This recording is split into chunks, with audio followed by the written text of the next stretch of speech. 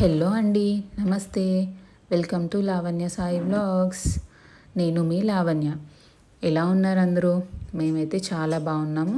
మీరు కూడా బాగున్నారని అలాగే బాగుండాలని కోరుకుంటూ ఈరోజు వీడియో స్టార్ట్ చేసేద్దాం. ఈరోజు వెడ్నెస్డే ఆఫ్టర్నూన్, టైం అరౌండ్ 2 అయింది. మా హస్బెండ్ ఏదో పని ఉందని చెప్పి బయటికి వెళ్ళారు. ఇంకా నేను ఒక్కదాన్ని లంచ్ చేసేస్తున్నాను. ఈరోజు బెండకాయ ఫ్రై చేశాను. ఇలా సింపుల్గా ఫ్రైలు అయితేనే మా పాప తింటుంది. దానికి లంచ్కి రోజు ఏం చేయాలని నాకు ఒక యుద్ధమే జరుగుతుంది. ఇంకా బ్రేక్ఫాస్ట్ కంటే ఇలా ఇడ్లీలు, దోశలు చేసి మేనేజ్ చేస్తున్నాను. ఈరోజు ఇంకా ఇడ్లీకి పప్పు నానబెడుతున్నాను. 1 కప్ డబుల్ హార్స్ మినపగుండ్లు తీసుకున్నాను. బాగా కడిగి 6 అవర్స్ నానబెట్టాలి. అలాగే శనగలు నైట్ నానబెట్టాను. వాటికి ఇప్పుడు కుక్కర్లో వేసి ఉడకబెడుతున్నాను.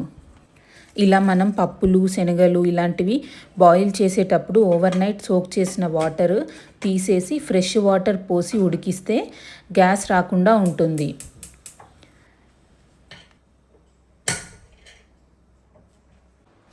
ఇంకా నేను ఇవి చేస్తుండగా 3:30 అయింది. మా పాప వచ్చేసింది. దానికి రాగానే పెరుగన్నం పెడుతున్నాను. స్కూల్కి ఓన్లీ కర్రీ కలిపి పెట్టాను. మొత్తం స్కూల్కి పెట్టించినా ఎలాగూ తినదు. అందుకే పెరుగన్నం ఇంటికి వచ్చాక పెడతా. సో దట్ స్కూల్ నుండి రాగానే జంక్ ఫుడ్ తినాలి అనే కూడా అలా అనిపించదు. నేను ఎన్ని వర్క్స్ చేసినా మ్యాక్సిమం మార్నింగ్ అండ్ ఈవినింగే చేస్తాను. ఆఫ్టర్నూన్ అసలు ఏం వర్క్స్ చేయను.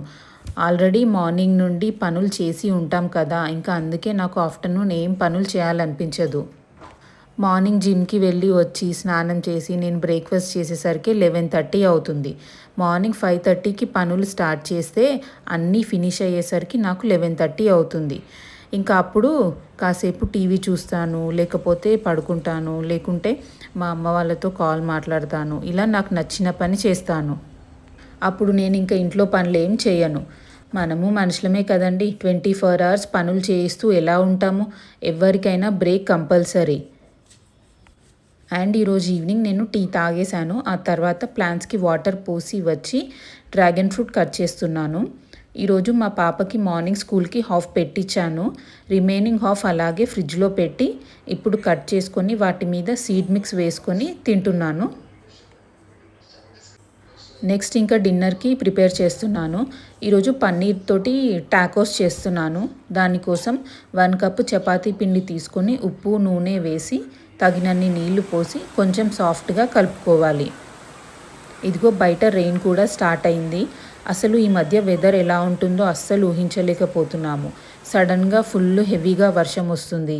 మళ్ళీ 10 to 15 మినిట్స్కే తగ్గిపోతుంది. లాస్ట్ వీక్ ఇలాగే హెవీ రెయిన్ ఉందని స్కూల్స్ హాలిడేస్ ఇచ్చారు.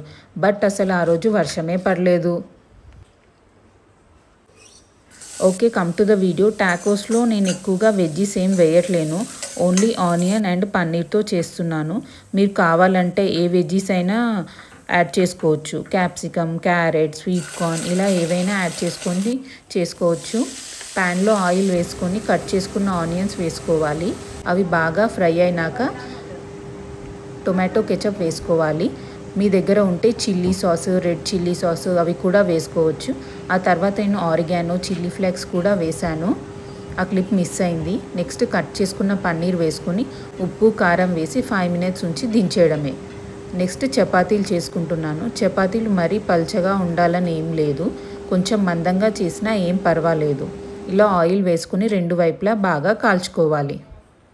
ఇలా నేను 3 చపాతీలు చేసి పెట్టేశాను. ఆ తర్వాత పన్నీర్ కర్రీలో మయోనీస్ యాడ్ చేశాను. నెక్స్ట్ చపాతీ మీద కొంచెం కెచప్ వేసి స్ప్రెడ్ చేసి ఆ తర్వాత పన్నీర్ కర్రీని పెట్టి చీజ్ స్లైస్ని కూడా పెట్టుకోవాలి.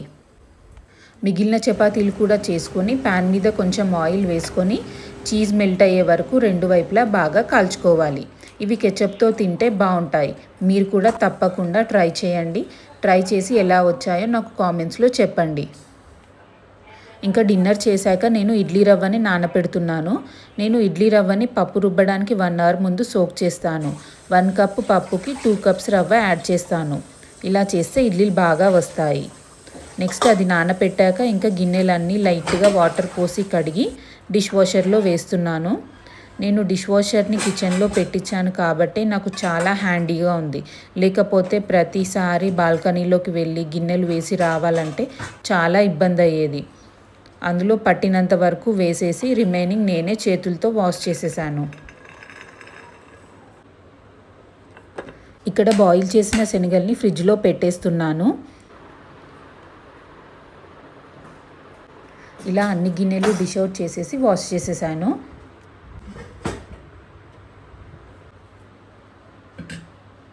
నెక్స్ట్ ఇడ్లీ పిండికి రవ్వని బాగా వాటర్ లేకుండా గట్టిగా పిండేసి ఒక గిన్నెలో వేసి పెట్టుకుంటున్నాను.